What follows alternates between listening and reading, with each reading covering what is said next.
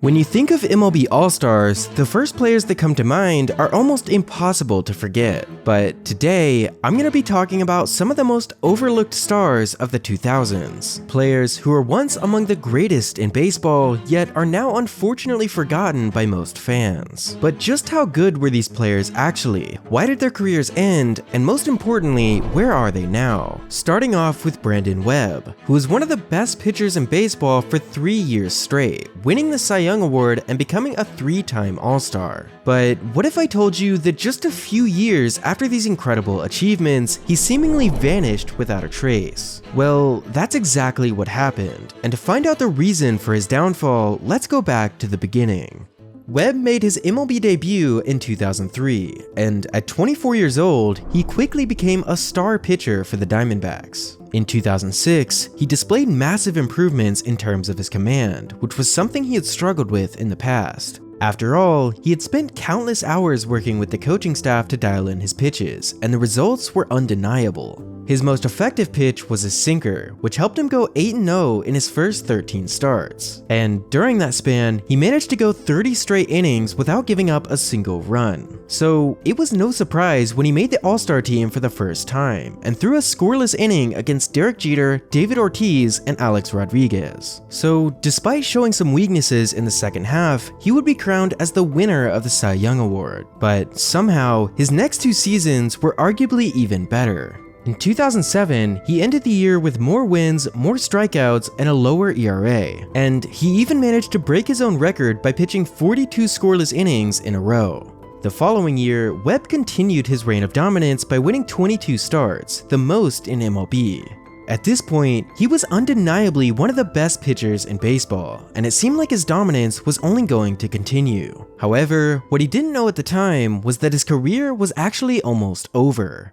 Webb was the opening day pitcher for the Diamondbacks in 2009, but facing the Rockies, he would have one of the worst starts of his entire career, giving up 6 runs in just 4 innings. Now, of course, every pitcher is gonna have bad starts, but this time it was different. You see, Webb hadn't missed a single start in 6 years, but now he was suddenly experiencing pain in his shoulder. So, with no other choice, he would sit out for the rest of the season and get surgery in August. But things would only get worse as time went on. Over the next 2 years, fans were left in the dark, and Webb was making little to no progress in his recovery. And after a second surgery in 2011, he realized that a comeback was no longer possible. So, in early 2013, he would be forced to retire from baseball, meaning that his opening day start in 2009 was the last time he ever pitched in MLB.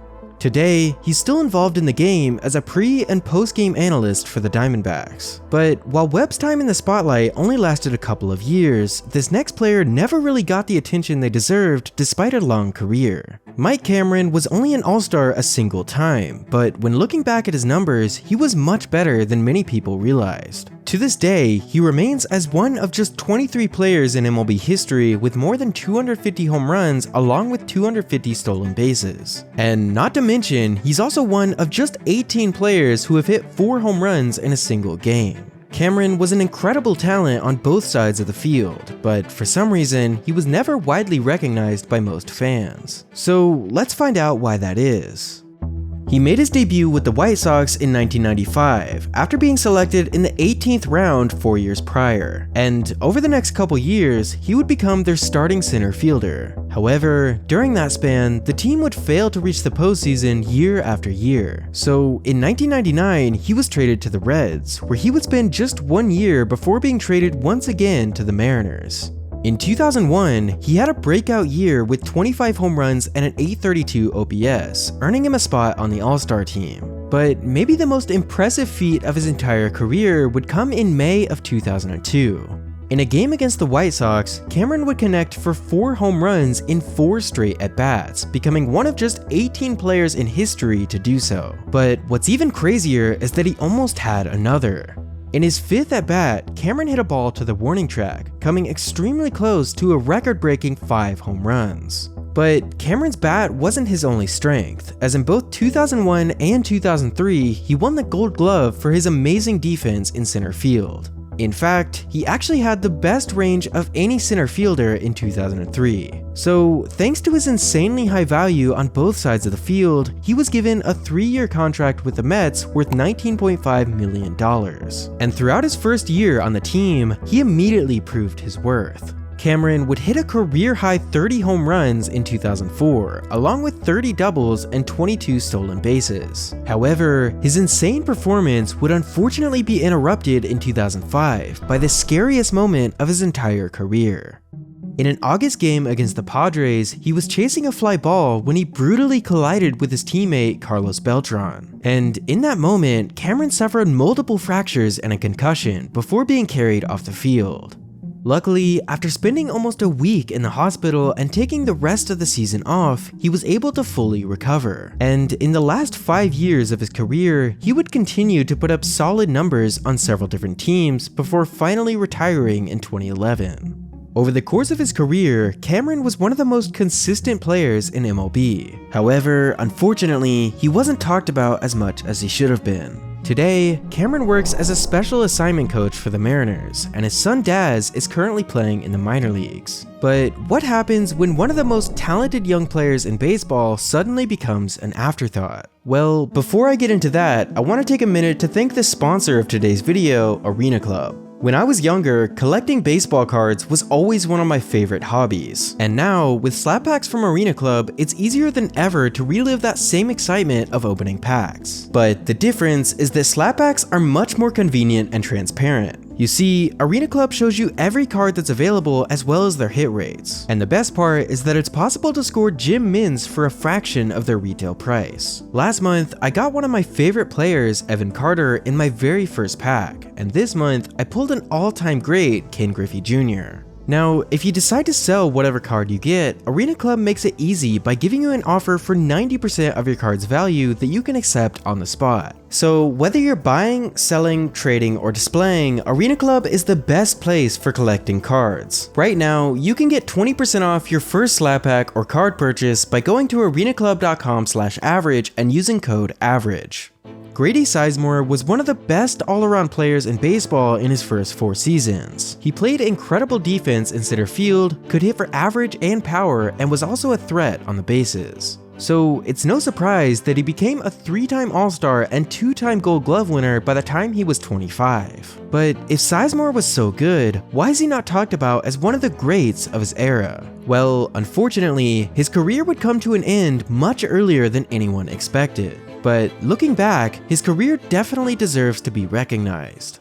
In high school, Sizemore was one of the most talented players in the country, and he was drafted directly out of high school. So when he was eventually called up in 2004, the anticipation surrounding his debut was extremely high. And in his first 4 seasons, he performed at a level that is rarely seen by young stars. Almost immediately, he became the starting center fielder for the Indians, and during his first full season in 2005, he hit 22 home runs and posted an .832 OPS. But remarkably, his 2006 season would be even more dominant. That year, he played in every single game, and somehow managed to improve in almost every way possible. For one, he began walking at a much higher rate, showing that he was becoming comfortable at the plate. But more importantly, when he made contact, he was hitting the ball much harder. It was thanks to these improvements that he would hit 28 home runs and finish the year with the MLB lead in both runs and doubles. Not to mention, his defense in center field was also extremely impressive, as in both 2007 and 2008 he won the Gold Glove. Although, this was not entirely surprising considering his speed and ability to steal bases. Sizemore was a true 5-tool player, and in May of 2007, he was featured on the cover of Sports Illustrated. However, despite this honor, Sizemore avoided most of the attention, as he only really cared about the game, saying this: "I think I drive my agent crazy with the endorsements I turn down. I just want to go out on the field and play. I'm not comfortable in front of the camera." Nonetheless, expectations were extremely high, and his team's general manager even said this: "He's without a doubt one of the greatest players of our generation." And at first, it seemed like that was true. By 2008, he had quickly become a 3-time All-Star, having received MVP votes in every full season he had played. Sizemore was a rising superstar, and if he continued performing at this level, he would certainly be on his way to the Hall of Fame. But nobody could have predicted what would happen next.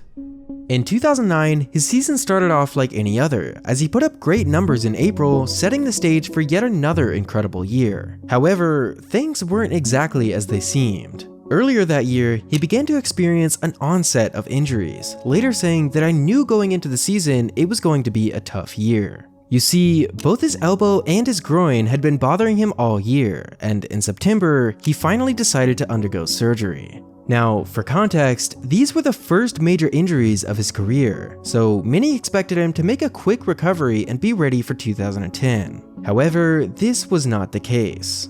Over the next few years, Sizemore would need several more surgeries, including ones for his back and both of his knees. It was because of this that he missed the entirety of both 2012 and 2013, and despite finally making a full return in 2015, he was no longer the same player he once was. So, at 33 years old, 8 years since his final season as an All-Star, Sizemore would announce his retirement. And to this day, he remains as one of the biggest what-ifs of all time. These days, he works as the offensive coordinator for the White Sox, and in the future, he might even transition into the role of manager. But unlike Sizemore, this next player was able to compete at an all-star level for over a decade. Derek Lee was consistently one of the best first basemen in baseball, and it's easy to understand why. He was 6'5", could hit over 40 home runs in a season, and was still quick enough to steal bases. Though, despite becoming a world champion, a 2-time All-Star, and a 3-time Gold Glove winner, Lee was often overshadowed by other superstars. But what made him so good, and why isn't he talked about more amongst fans? Well, we first need to go back to 2003, when his team, the Marlins, were in the race for the postseason.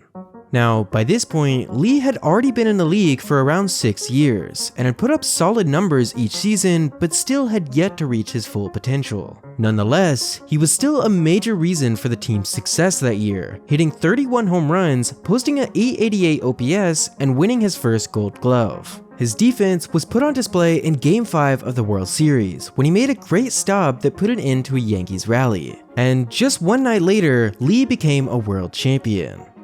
Now, following that season, he was traded to the Cubs, and it was in Chicago that he would emerge more dominant than ever. At the start of 2005, he looked like an entirely different player. He was hitting for both average and power while stealing bases and blocking everything at first base. In fact, in his first 84 games, Lee hit for an insane average of .378 with 27 home runs, which easily earned him his first trip to the All-Star game. For the year, he became the first player in MLB history to record 50 doubles, 40 home runs, and 15 stolen bases in a single season. He also led MLB in batting average, OPS, and total bases, which secured him a third-place finish in MVP votes. So it came to no one's surprise when the Cubs signed him to a 5-year, $65 million extension in April of 2006. Now, unfortunately, he would miss a significant amount of time that year following a nasty collision. But the following year, he immediately bounced back and got his second All-Star selection. Lee would spend 2 more years with the Cubs, and following short stints with the Braves, Orioles, and Pirates, he would finally retire in 2011. In 2025, Lee was inducted into the Cubs Hall of Fame, and his current focus is spending time with his family. So, unlike some of the other players in this video, Lee's story was pretty normal. He was an incredible player his entire career, but was simply overshadowed by superstars like Albert Pujols and Ryan Howard. And the same can be said about this next player, Magglio Ordonez, a 6-time All-Star who was quietly one of the most dominant players of his era. He was extremely difficult to strike out, and would consistently hit for a high average. In fact, in 2007, he managed to hit .363 with an OPS over 1,000, just barely missing out on an MVP. However, despite these achievements, his name is mostly forgotten for a few different reasons. Ordonez was signed by the White Sox out of Venezuela at just 17 years old, and after spending several years developing his skills and adapting to more difficult competition, he eventually made his debut in 1997. But it wouldn't take long for him to dominate at the highest level. From 1999 to 2003, he would hit over 30 home runs every single year, averaging an OPS over 900 and becoming an All-Star 4 times. So, as you can imagine, he was extremely sought after as an outfielder by the end of that stretch. However, after colliding with a teammate in 2004, he had to undergo 2 surgeries, which ultimately would lead the White Sox to let him go. Still, the Tigers saw his potential and signed him to a 5-year deal worth $75 million. Unfortunately, this deal came at the worst time possible, as in the first year after he left, the White Sox would win the World Series. Nonetheless, he was happy to find a team that believed in him, saying this: "I didn't take a chance on the Tigers took a chance on me."